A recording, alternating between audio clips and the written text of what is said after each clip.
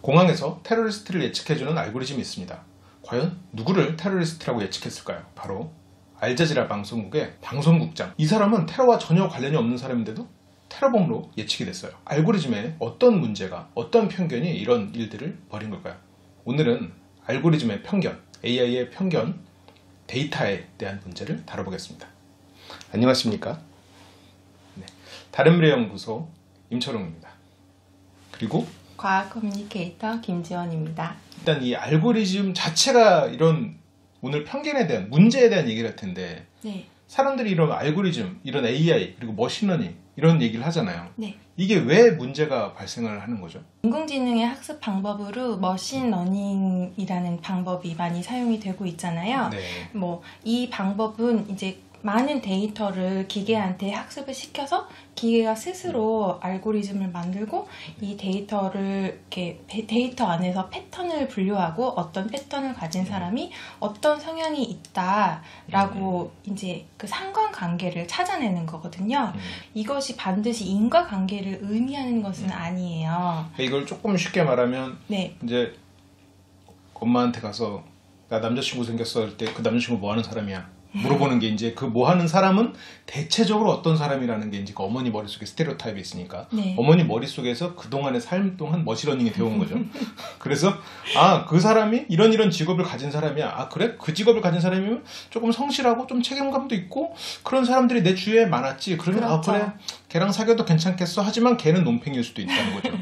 이게 이제 머신러닝의 문제점이라는 거죠. 네네네. 그러니까 어떤 직업군에 대해서도 어떤 직업군에 대해서는 인성이 괜찮은 사람 이런 식으로 이제 상관관계를 지어버릴 수 있는데, 사실 그게 유의미한 상관관계가 지표상으로 나타난다 하더라도 수치적으로는 그렇지만 그게 반드시 인과관계를 의미하지는 않는다는 거죠.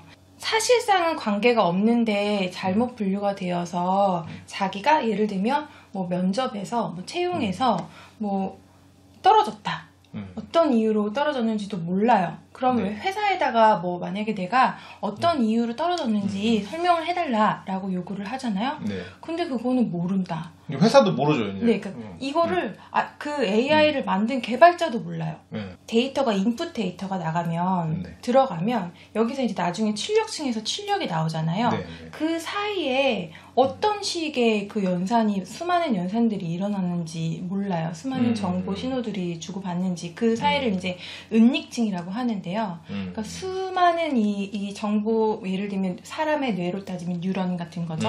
그것들이 수많은 신호들을 주고받으면서 이게 병렬적으로 이게 처리가 되기 때문에 사실 어디서 어떤 과정을 거쳐서 그런 판단을 내리게 됐는지는 개발자도 모른다는 거.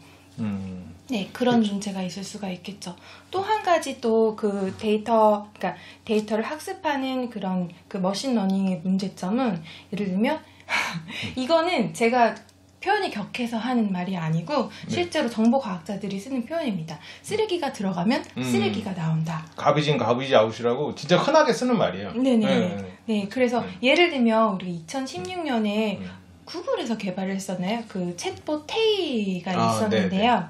사용자들과 이제 계속 대화를 하면서 계속적으로 이제 역동적으로 학습을 하게 설계가 되어 있었는데, 이렇게 되게 악의적인 사용자들이 테이한테 되게 막 나쁜 말들을 막 가르친 거예요. 인종, 혐오적인 표현들, 막 이런 그런 표현들, 노골적인 성적 표현들만. 그래서 이거를 그대로 학습해서 이제 이 테이가 되게 나쁜 말을 하게 된 거죠.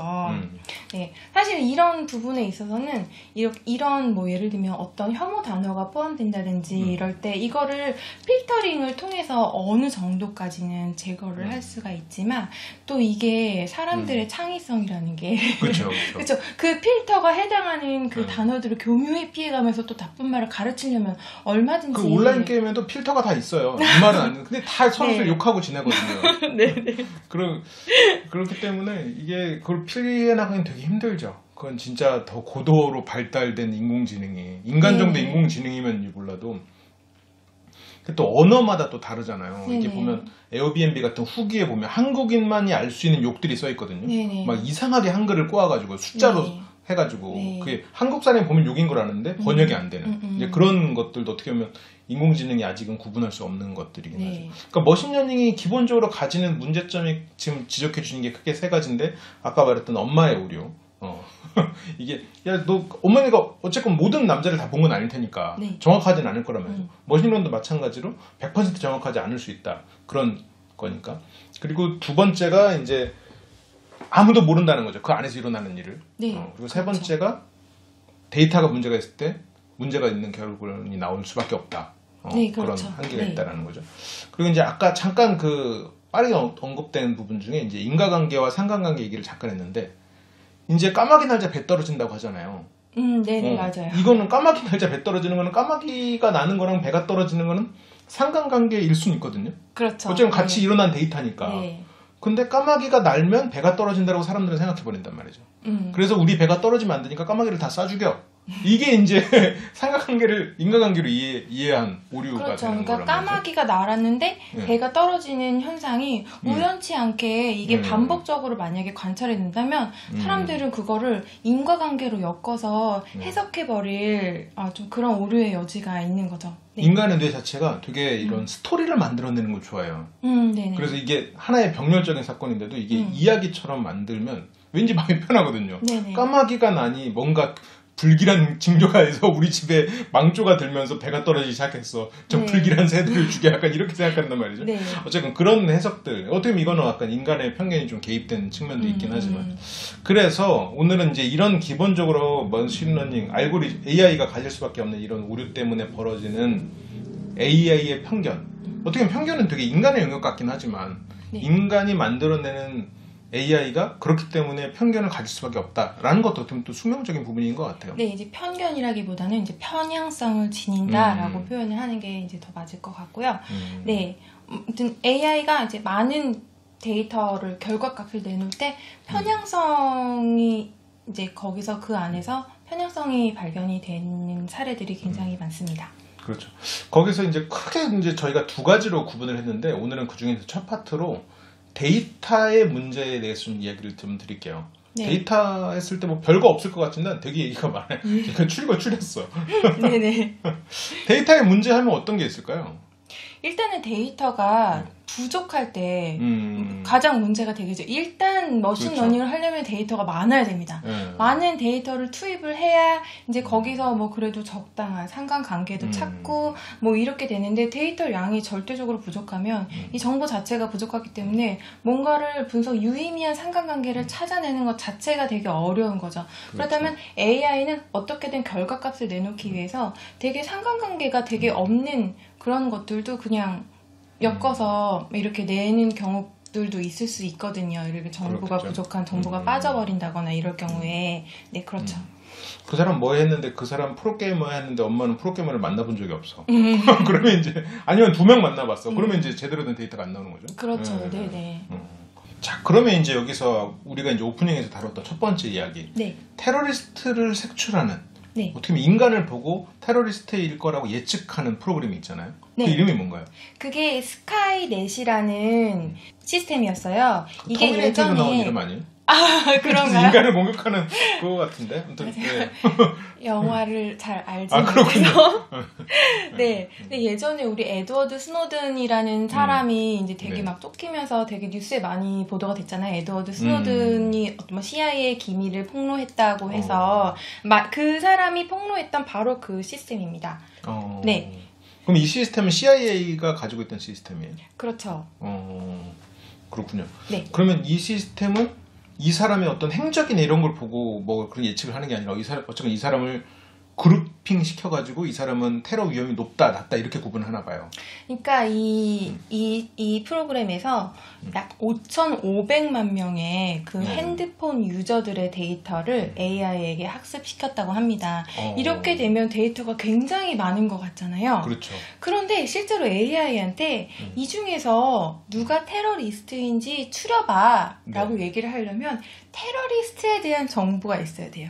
테러리스트에 대한 많은 데이터가 있어야 되겠죠. 그래야 특징들을 AI가 찾아낼 테니까요. 그렇죠. 네, 그런데 유죄 판결을 받은 사람은 7명밖에 없다. 5,500만 명 중에서 7명이요?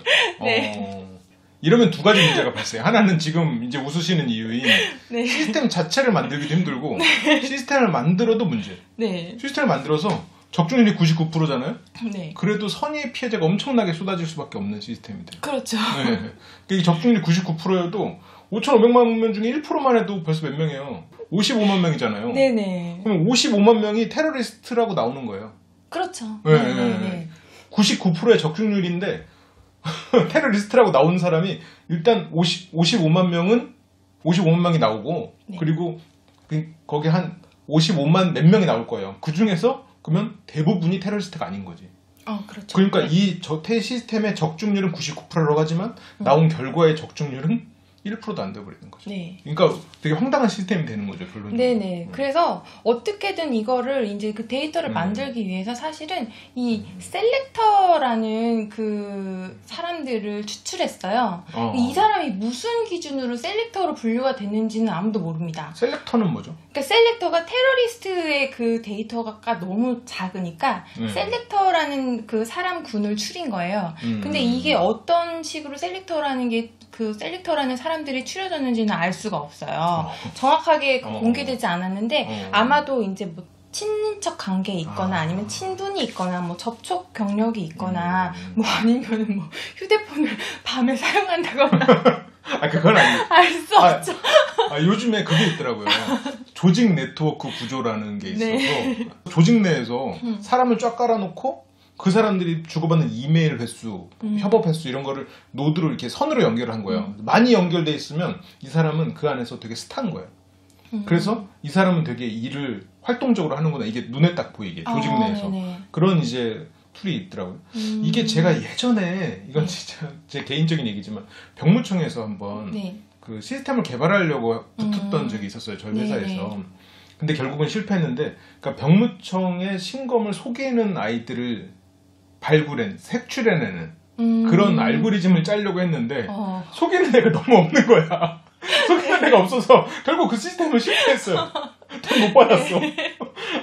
그랬던 기억이 나네요. 그리고 이런 아까 그런 그 셀렉터라고 생각하니까 또 생각이 나는데 우리나라에서 용의자를 잡는 프로그램을 개발한 적이 있었어요. 네. 용의자를 색출해내는. 근데 그게 실제로 이용되진 않았는데 그 SPSS라는 통계 툴을 거의 걔네 회사에서 만들어낸 로직인데 이 피해자가 있으면 이 피해자가 그동안에 통화했던 사람들 그리고 뭐 이메일 연락했던 사람들이 눈에 딱 보이는 거예요.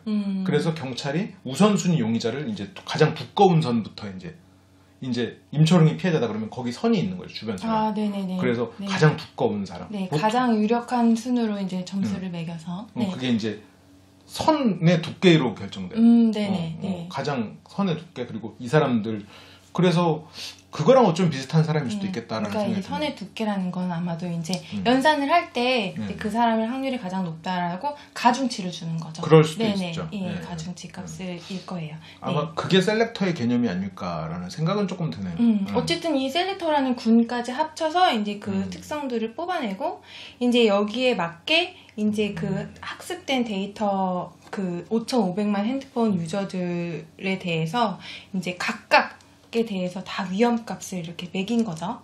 네. 그래서 여기에서 이제 이 위험값이 어느 수준 이상이면은 이제 위험 인물로, 의심 인물로 이렇게 분류를 하는 거예요. 그래서 이제 여기서 약 4,400명 정도가 테러리스트로 의심을 받은 사람들. 근데 여러분 친구를 잘 사귀어야 돼요. 셀렉터가 될 수가 있다니까. 네. 이게 사실은 이게 의심받은 사람의 수가 아니고 이 시스템의 오류율이었어요. 그러니까 그 뭐라 그러죠? 그러니까는 테러리스트가 아닌데 무고한 사람을 테러리스트로 그 잘못 분류한 그 비율이 0.08%라고 합니다. 그러니까 지금 이게 계산이 맞는 거죠. 지금 네. 이게 99.2%의 적중률인 거예요, 지금. 네네. 그러니까 굉장히 높은 적중률이야. 네. 근데 4,400명이 지금 그렇죠. 1%도 안 되는 오류율인데 4,400명이 지금 부당한 대우를 네. 받는 거지. 네. 실제 테러리스트는 7명인데. 네네. 이런 결과가 이제 나오는 거예요. 근데 시스템의 관점으로 보면 실은 되게 잘 만든 시스템이죠. 그런 열악한 조건 안에서도 돈을 많이 받았나 어떻게든 만들어냈어. 우린 난 병무청 만들 때 포기했었는데. 아 그렇게 생각할 수도 있겠는데 예를 들면 야 5,500만 중에서 그러면 0.08%가 정말 테러리스트일 수도 있잖아. 이렇게 생각할 수도 있잖아요. 근데 진짜 실제로 그러면은 테러리스트 가장 고위험군으로 뭐 이렇게 그 선정된 사람 같은 게 되게 엉뚱한 방송 뭐 언론인 뭐 이런 사람들이 뭐 가장 그 높은 위험값을 받았다거나 결과도 다 틀리는 거죠. 사실 예측도. 그쵸. 그 아까 파키스탄 지국장 그 사람은 아마 아까 제가 말했던 그 노드가 선이 굉장히 굵게 여기저기 인터뷰도 하고 그러니까 굉장히 네, 선이 그러니까 실제로 그 사람이 이제 빈라덴도 뭐 이렇게 인터뷰를 하고 뭐 그랬다고 하는데 그 7명하고 단결돼 있었겠지. 그러니까 가장 유력한 후보가 됐을 수도 있겠다는 스타 플레이어죠. 그러니까. 너 조직 네트워크로 봤을 때 이런 것에 대해서도 좀 시사점이 좀 있네요.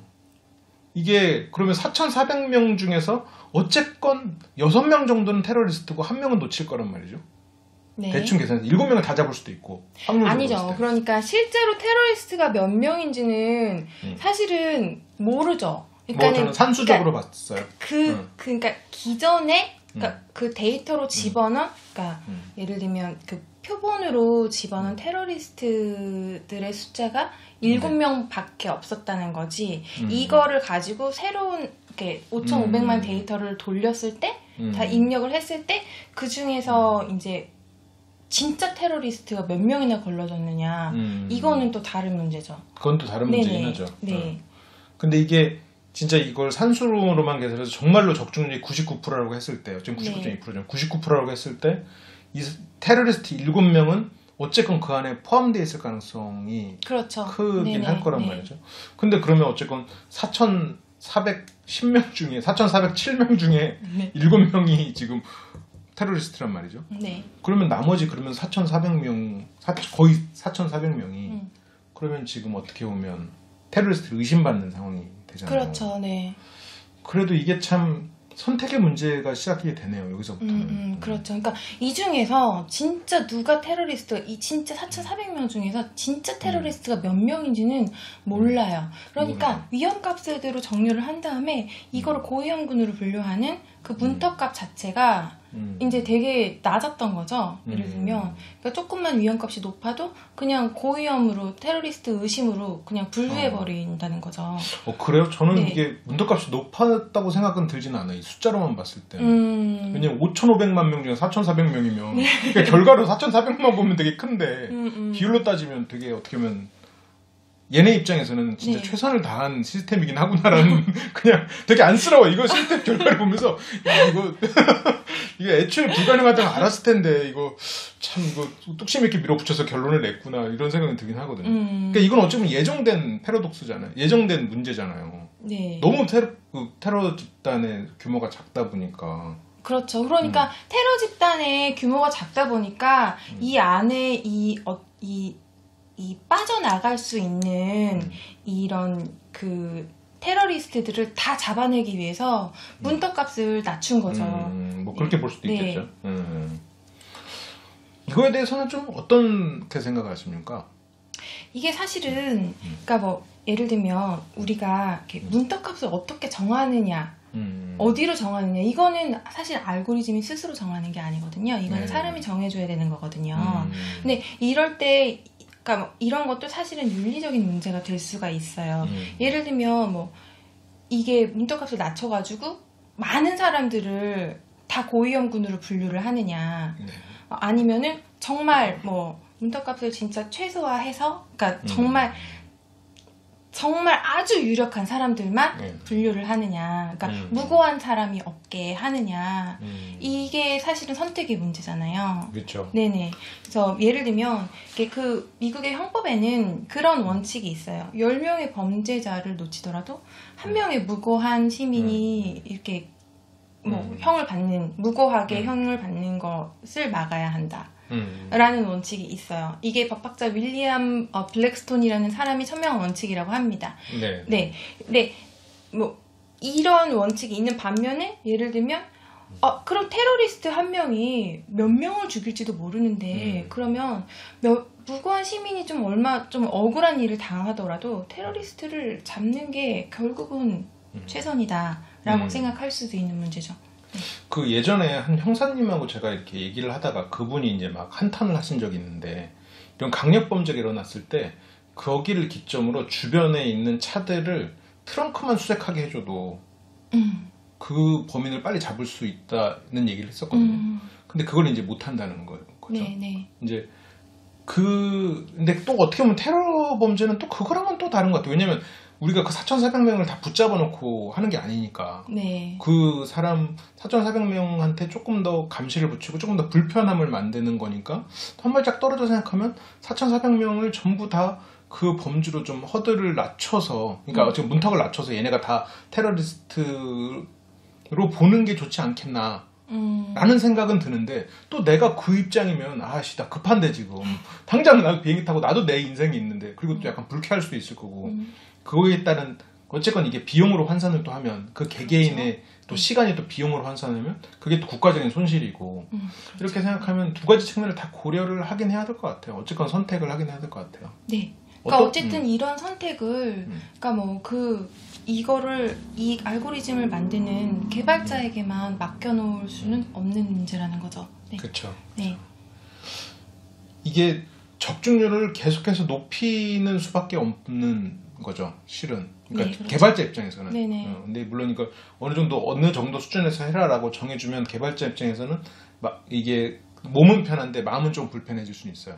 왜냐면 그 레벨에 맞춰가지고 적중률을 이제, 그러니까 그 수를 좁히다 보면 네네. 시스템 자체의 완성도는 떨어지거든요. 그러니까 왜냐면 그 사람 수를 예를 들어서 4,400명에서 100명으로 줄일 수는 있겠죠. 더 타이트하게 뭘 조정을 해가지고. 그렇죠. 근데 그 과정에서 어쨌건 이 시스템의 적중률은 이나 뭔가 이게 최적화된 게 분명히 깨질 가능성이 존재할 것 같거든요. 네. 그래서 만약 가능하다면 다른 나라의 테러리스트나 이런 사람들을 조금 조사를 해서 그런 패턴이나 이런 거를 조금 넣어서 적중률을 높이는 방식으로 가는 게 지금으로서는 최선이지 않을까, 저는 그렇게 생각을 하는데, 이건 뭐 개인이 선택할 수 있는 문제는 아닌 거예요. 네, 그렇죠. 네. 표정 보니까 그건 아닌데라는 표정이 있었어요. 좋습니다. 이거와 관련해서 이게 이제 사람이 아니고 이제 공장이다라고 가정을 하면 CCTV로 얘네를 찍고 있고 사고가 났는 상황에서 이제 경보를 울린단 말이죠. 근데 사고가 거의 안 나니까, 그렇죠. 웬만하면 이제 예측을 아무리 해도 사고가 안 나니까 이 어떤 위험이 발생했을 때 사고가 안 난다라고 이제 예측. 그렇죠. 사고가 났던 경험이 없다 보면 네, 그럴 수 있겠죠. 네. 근데 이거는 약간 조금 다른 수도가 있는 게, 약간 이제 이 부분은 약간 지호님이 아까 말씀하시기를 약간 머신러닝 자체의 문제일 수도 있다. 왜냐면 학습 자체가 네. 잘못되는 거니까. 네. 이제 그래서 나중에 진짜로 문제가 생겼을 때 얘가 문제가 생겼다는 걸 예측을 못하는 시스템이 돼버리는 그런 결과가 나올 수도 그럴 있다. 수 있죠. 예를 들면 진짜 사고가 나는 경우는 정말 거의 드물잖아요. 그렇죠. 그러면은 머신러닝이 매일매일 학습을 할 때 뭐 이런 약간 위험 요소가 발견이 돼도 사고가 안 나. 저런 정도의 위험 요소가 발견이 돼도 사고가 안 나. 이러면은 사고의 가능성은 뭐 거의 0에 가깝구나 라고 이렇게 학습을 해버리면 진짜 이게 사고가 날 만한 상황이 됐어도 AI는 이거를 사고가 안 난다고 판단을 할 수가 있거든요. 그래서 저는 20년 전에 이제 품질 관리를 배우고 작업 관리를 이제 배우는 학과였단 말이죠. 산업공학연구. 거기 보면 네. 그 산업공학 원래 이 작업 관리를 배워요. 그래서 공장에서 이 어떤 그래프를 찍어서 이게 한쪽으로 치우친다거나, 그래서 그 공식이 있거든요. 그래서 공장에서 오류가 날 가능성을 이제 따지는 거예요. 네. 그게 어떻게 보면 AI보다 나을 수도 있는 면이 있는 거죠. 사고가 덜 나는 경우에는. 그리고 또 그것보다 더 나은 거는 거기서 오래 일했던 사람들, 그런 사람들의 이제 경험이 네. 어떻게 보면 그런 차원에서는 조금 더 나을 수도 있겠네요. 네네. 그러니까 사실은 이런 경우는 사실 머신러닝이라는 방법을 적용하기가 조금 애매한 것 같아요. 오히려 차라리 그냥 전통적인 알고리즘이었다면 네. 그냥 예를 들면 딱 수치를 정해줘서 뭐 예를 들면 뭐 공장 안에 뭐 무슨 뭐 탱크 안에 압력이 뭐 어느 수치를 넘어간다거나 뭐 아니면 뭐 내부 기온이 뭐 기준치를 딱 넘어간다거나 이랬을 때 그냥 경보가 울려버리게 이렇게 설정을 해버릴 수 있는데 이렇게 AI 같은 경우는 만약 그거를 그냥 확률로만 추측을 해버리면 만약에 그런 일이 생겨도 그냥 뭐 일어나지 않는 경우가 그동안에 이렇게 되게 많은 사고가 계속 그렇죠. 안 일어나는 걸 경험했다 보니까 예측 경보를 울리지 못하는 거죠. 그렇군요. 여기까지가 이제 데이터 부족 상황에서 일어날 수 있는 문제점을 저희가 얘기를 해드린 거고요. 네. 그리고 데이터에 관련된 문제가 또 하나가 있죠. 이거는 이제 어떤 이 표본에 있어서 이 일부 그룹의 데이터가 상대적으로 되게 부족할 때 예를 들면 제가 이게 비하의 의도는 아니에요. 근데 실제로 그런 일들이 일어나기 때문에 얘기하는데 그러니까 예를 들면 뭐 아프리칸 아메리칸계 여성을 뭐 이렇게 뭐 영장류로 뭐 분별을 한다든지 아니면은 뭐 그런 여성들 유색인종 여성들의 얼굴을 잘 인식하지 못한다든지 뭐 이런 경우가 굉장히 많아요. 남성으로 인식한다든지 뭐 실제로 2018년도에 이제 나왔던 논문에서 이제 말씀하신 걸 분석했었던 걸로 제가 기억을 하는데 그 백인 남성의 얼굴은 1%의 오류 정도로 해서 인식을 다 한대요. 네. 근데 흑인 여성은 한 30%가 넘는 오류를 보였다라고 하더라고요. 이거를 조금 쉽게 설명을 하면 제가 이제 얼마 전에 그 로봇과 폴리를 보다가 이제 그런 장면이 있더라고요. 남자애들 둘이 여자애한테 선물을 주려고 이 선물 너무 좋아할 거야. 내 선물 더 좋아할 거야. 내 선물 더 좋아할 거야. 해서 선물을 챙겨가요.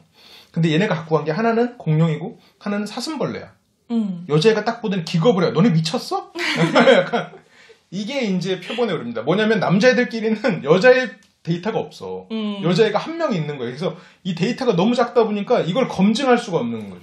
걔가 전부인 줄 알아. 걔네가 같이 어울리는 건 지네 여동생 정도. 지네 말 잘 듣는. 그러니까 데이터가 굉장히 편향되는 결과가 나오는 거죠. 자기네 그룹에 있는 여자가 한 명이고 남자는 여러 명이니까 이 여자애가 이걸 좋아한다. 근데 대부분의 여자는 안 좋아할 수도 있는 거고. 그렇죠. 이런 이제 문제가 생길 수 있다는. 네네, 그것도 편향이네요. 네네. 소녀들은 공룡을 별로 안 좋아하더라고요. 사슴벌레와. 그것도 편향일 수 있어요. 그렇군요. 로봇과 폴리에서의 그 여주인공은 좋아하지 않았습니다. 이렇게 표본 집단을 정말 많이 조사를 해봐야 알 수 그렇죠. 있는 문제겠죠. 그렇죠. 네. 제가 영상 속에서는 그랬다. 네. 그런 문제입니다. 그래서 이거에 관련해서 조금 더 실질적인 사례가 있다면 좀 들려줄 수 있을까요? 뭐 예를 들면은 이런 사례도 있습니다. 예를 들면 이제 음성 인식 AI로 뭐 영어 실력을 뭐 테스트를 한다. 네네. 뭐 이랬을 때 이게 실제로 호주에서 이제 노동 비자를 신청할 때 이 음성 인식 AI로 그 신청자의 영어 실력을 테스트를 한다고 그래요. 그런데 여기에 아일랜드 사람이 여기서 이 테스트에 실패를 합니다. 아일랜드는 당연히 영어를 쓰는 그렇죠. 국가인데 당연히 영어를 잘하겠죠. 그렇지만 AI는 이 아일랜드식 영어 발음이나 이런 걸로 훈련이 되지 않았기 때문에 이거를 이 사람의 영어 실력을 알아들을 수가 없었던 거예요. 네네. 되게 서로가 좀 억울하긴 하겠네요. 네. 개발한 사람 입장에서도 조금 이해는 가요. 네. 애플의 시리한테 이렇게 얘기를 할 때도 우리 한국말로 이렇게 하면 되게 잘 알아듣지만 요즘 많이 기능이 성능이 향상이 돼서 그렇지만 우리가 한국 사람이 이렇게 한국식 발음으로 영어로 물어보면 잘 못 찾습니다. 그렇군요. 네. 시도해 본 적이 없어요. 네. 그럴 것 같긴 해요. 내 영어를 알아들을 리는 없겠지. 예전에도 이제 제가 인도 친구랑 같이 다른 친구들이랑 모여서 영어로 대화를 하면 저는 되게 영어가 짧기도 하지만 내가 발음이 더 좋은 것 같은데 내 말은 못 알아들어. 이상해. 왜 이렇게 내 말은 못 알아들지? 인도 애가 나보다 발음이 더 안 좋은데 얘는 되게 대화를 잘해. 뭐 그런 어쨌건 뭐 알렉사가 그러니까 잘 못 알아듣겠죠. 뭐. 네. 그래요. 오늘 이제 데이터가 부족인 상황에서 발생할 수 있는 문제들을 조금 들어봤는데 그럼 이런 것들을 해결하려고 그러면 어떤 방법이 있을까요? 이런 그냥 예를 들어서 성별 때문에 편견이 일어난다. 그러면 성별을 아예 수집을 안 해버린다. 이렇게 해도 되는 건가요? 그게 그렇게 간단하지가 않은 게요. 그러니까 뭐 예를 들면 그런 편향이 발생한다고 판단을 했을 때 그 레이블을 아예 제거를 한다고 해도 대리 변수라는 것이 있습니다. 그러니까 예를 들면 성별에 있어서 편향이 뭐 편향성이 있다라고 이렇게 판단을 해서 성별 정보를 빼버린다고 하더라도 이게 이제 그 성별을 추측할 수 있는 그런 변수들로 AI가 이거를 성별을 거의 감지해낸다고 봐야 되겠죠. 이런 식으로 해서 또다시 이제 편향된 결과를 내놓는 그런 사례들이 있었는데요. 취미 이러면 드래곤볼 보기 이러면은 남자로 분류를 한다든지. 편견 아닙니까? 그렇죠. 그렇군요. 네, 그런데 이제 많은 이제 그 확률적으로 남자의 가능성이 많기 때문에 그런 것들을 대리 변수를 활용해서 이렇게 다시 편향된 결과를 내놓는 사례들이 이렇게 대표적인 사례가 아마존에서 그 채용 AI를 개발을 했었어요. 2014년도였었는데 그때 이제 그 아마존에서 10년간의 합격자의 그 이력서를 AI에게 학습을 시켰습니다. 합격자에 대한 그런 인재상 같은 것들을 이제 AI가 파악을 했겠죠. 당시 2014년도에 개발할 당시에는 아마존 소속 직원 중에서 남성 비율도 뭐 60%, 여성 비율 40% 그 정도면 크게 문제가 되는 수준도 그렇죠. 아니었잖아요. 근데 이게 10년간의 또 데이터를 넣었을 때는 조금 얘기가 달라졌을 수도 있겠죠. 사실은 어떻게 해서 그렇게 그 성비 편차가 나왔는지조차 지금도 모릅니다. 네, 어쨌든 그런데 이제 이거를 합격자를 이제 이거를 결과를 내면 예측을 하면 새로운 지원자를 이 기계에다 이 AI에다가 넣고 이거를 이제 합격자를 분류를 하면 이게 성비가 이제 남성 지원자들이 많아지는 거죠. 그래서 AI가 이제 여성 지원자를 차별한다는 그런 사실이 이제 발견이 된 거죠. 그런 특징들이 나중에 이제 결과를 보고 편향성이 발견이 된 거죠. 그래서 이제 이거를 우리가 뭐 성별에 대한 정보를 아예 그냥 삭제해버렸어요. 삭제해놓고 다시 이제 이거를 그 합격자를 추려봤는데 여전히 똑같이 그 성비가 그렇게 남성 합격자의 비율이 높게 나오는 거예요. 예를 들면 AI가 뭐 성별 정보가 없어졌음에도 불구하고 뭐 예를 들면 뭐 자기소개서에서 뭐 여자 체스 클럽에서 활동을 했다든지 뭐 여대를 졸업했다든지 막 여자라는 단어가 이렇게 포함된 그 이력서에 대해서 점수 가중치를 낮게 주는 거죠.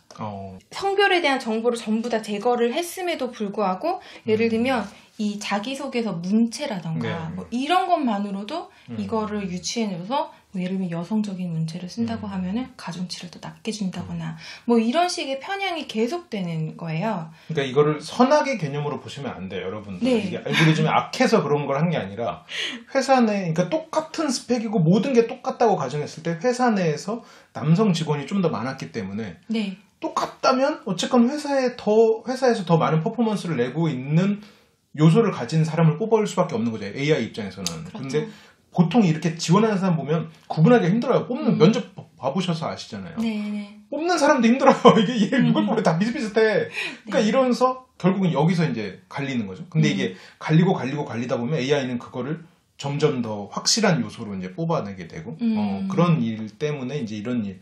그래서 결국은 이게 되게 작은 차이였지만 일종의 스테레오타입이 되고 AI는 그 스테레오타입을 지향하게 되고 그러면서 이제 우리가 편향이라고 말하는 건 점점 더 심해지는 결과를 낳아서 이렇게 되는 사실은 어쩌면 우리가 이제 일반적으로 회사에서 이렇게 얘기하는 그 인재상 자체가 되게 사실은 좀 남성성이 좀 어느 정도 있어요. 우리는 활동적이고 적극적이고 우리는 건강하고 이런 강인한 인재상을 만약에 원한다고 생각해 보세요. 그러면은 사실상 예를 들면 되게 좀 소극적이라든지 아니면은 차분하게 집중해서 일하는 거를 더 선호하는 스타일이라든지 이런 특성들의 사람들은 그 인재상과는 좀 어긋나지겠죠. 근데 이런 특성들이 만약에 성별에 따라서 조금 다르게 나타난다라고 한다면 어떤 특정 성을 선호하는 그런 편향으로 이어질 수가 있을 것 같아요. 여기에서 제가 약간 그 두 가지 뭐 반박 아닌 반박을 좀 하자면 저는 이제 여성성을 그러니까 남성성을 좀 회사에서 추구한다고 해서 저는 그쪽 얘기보다는 오히려 약간 좀 더 수직적이고 네. 충성을 맹세하는 뭐 그럴 수도 있죠. 네. 그런 거를 좀 더 선호한다라고 네, 하면 네. 실은 그런 거는 약간 남성들이 조금 더 기질적으로 남아있긴 그렇죠, 하죠. 그렇죠. 경쟁적이고 네네. 또 더 수직적인 것에 익숙하고 그런 그래서 한국 기업에서 네. 이렇게 정말 대놓고 뭐 이렇게 차별을 하는 음, 그런 면접관들도 있잖아요. 사실 그렇죠. 뭐 이런 거 뉴스에서 사례들이 많이 올라오는데 뭐 사실 그런 것들도 이 회사의 자체 문화 자체가 워낙에 남성 중심의 문화다 보면 이제 남성적인 인재상을 원하게 되겠죠. 그런데 거기에는 여성 인재상은 맞지 않는다고 생각하는 거죠. 그런 처음부터 그런 편견을 가지고 있는 거죠. 그럴 수도 있죠. 네네. 그리고 제가 이제 두 가지 또 하나는 활동적이고 그런 거는 저는 더 여성분들도 많다고 생각합니다. 그거는 굳이 뭐 성별이 없는 것 같아. 아, 네네. 그리고 아, 네. 이것도 저의 편견이었습니다. 그렇죠. 네. 왜냐면 나는 굉장히 활동적이지 않으니까 그렇다고 저 자신을 아무튼 그렇습니다. 네네. 그래서 이게 편견이라는 표현, 편향이라는 표현을 쓰지만 어쨌건 AI는 편향이라는 표현을 쓰고 인간은 편견이라는 표현을 쓰는데 네. 여러분들이 만약에 이걸 보시면서 나는 편견이 없어 라고 생각을 하시면 그것조차가 심리적인 편향이다라는 논문이 있습니다. 왜냐면 인간의 네네. 심리적인 편향을 한 150개 이상으로 심리학자들이 분석을 해서 분류를 해놨거든요. 빠져나갈 수가 없어. 인간은 거기서 빠져나갈 수가 없게 분류를 해놨어. 모든 인간은 다 편향이 있다는 얘기거든요. 그쵸. 그래서 네. 여러분들 다 편향과 편견이 있어요. 누구나 다 있어. 하다못해 인간은 만물의 영장이라는 이것도 편향이에요. 그것도 왜냐면 인간이랑 원숭이 별 차이 없거든. 아무튼 그렇습니다. 네. 네, 그래서 사실은 이 의사결정 같은 것들을 AI에게 위임하는 그런 그 이유 중에 하나도 사실은 AI는 그래도 기계니까 뭐 네. 편견이 없을 거 아니야. 뭐 이런 식으로 이제 생각을 하기 때문에 이렇게 AI에게 위임을 하는 그런 그 정당성이 확보가 되는 건데 사실 AI도 인간이랑 그렇죠. 똑같은 짓 하는 거죠. 네. 그러니까 시스템이 완벽할지라도 그 시스템에 아까 처음 말했던 것처럼 갑이진 갑이 아웃인데 네네. 쓰레기가 들어가서 그 시스템에 그걸 머리를 채웠는데 그게 안 되는 거죠. 네네. 그러면 우리가 첫 번째 시도는 실패했어요. 데이터의 레이블을 제거하는 건 안 된다. 근데 안 될 것 같아요. 왠지 그렇게 하나의 요소를 빼버리면 시스템이 불안정해지고 예측값도 떨어지겠지. 그럼 다른 방법은 없나요? 예를 들면 데이터 자체에 편견이 있다면 이것이 AI에게 학습이 돼서 이렇게 알고리즘을 뿌리 내리기 전에 찾아주는 그런 프로그램들이 이제 기술적으로 이런 프로그램들이 좀 개발이 되고 있습니다. 최근에 좀 많이 나오고 있다고 하더라고요. IBM에서도 나오고 최근에 마이크로소프트에서도 뭐 나왔다고 하는데 이런 시도들은 어떻게 보면 굉장히 긍정적인 요소가 어떻게 보면 우리가 사회적으로 봤을 때는 있을 것 같아요. 우리가 이제 다음 시간에 약간 마케팅하고도 엮어서 좀 얘기를 할 텐데 어쨌건 이런 부분의 시도는 굉장히 긍정적인 것 같습니다. 혹시 다른 시도는 없나요? 다른 방법은 없나요? 이 데이터의 문제를 해결할 수 있는 방법? 일단은 데이터를 더 큰 데이터를 모으는 거죠. 그렇군요. 네. 네, 그리고 이제 모집단의 불균형을 해소한다. 네, 이렇게 공정하게 예를 들면 인종별로도 비슷한 비율로 뭐 이렇게 결국 돈과 시간을 갈아 넣는다. 그렇죠. 네. 네. 그렇군요. 그렇죠. 돈과 시간을 갈아 넣고 그래서 최대한 이걸 올리는 거죠. 적중률을 올리고. 네. 그러니까 우리가 이제 뭔가 공장에서도 샘플링을 해서 이런 분량을 하는 것보다 다 검사하면은 분량이 없겠지. 그렇죠. 분량을 다 뽑아내버리면 되니까. 전수 검사를 하면. 네. 좀 그런 게 있겠군요. 네. 오늘 준비한 이야기는 일단 여기까지인데 우리가 이제 이거를 통해서 좀 시사점 그리고 미래를 좀 예측하는 이야기를 조금 하자면 어쨌건 우리가 이런 중립적인 시스템, 편향이 없는 시스템을 만들어내려면 방금 말씀하신 것처럼 결국 시간과 돈을 투자를 해야 된단 말이죠. 그렇죠. 일단 데이터 자체를 많이 모집을 하고 이 모집단 자체의 불균형 같은 것들을 미리 사전에 이제 해소를 해야 되겠죠. 학습을 시키기 전에. 그리고 이제 데이터 자체에 편견이 없는지를 학습시키기 이전에 확인을 해야 될 것 같고요. 네. 그러면 이건 굉장히 위험한 발언일 수 있는데 그러면 그렇다는 가정으로 생각했을 때 가장 유리한 나라는 프라이버시가 보장되지 않고 인구가 많은 나라겠네요. 미안합니다.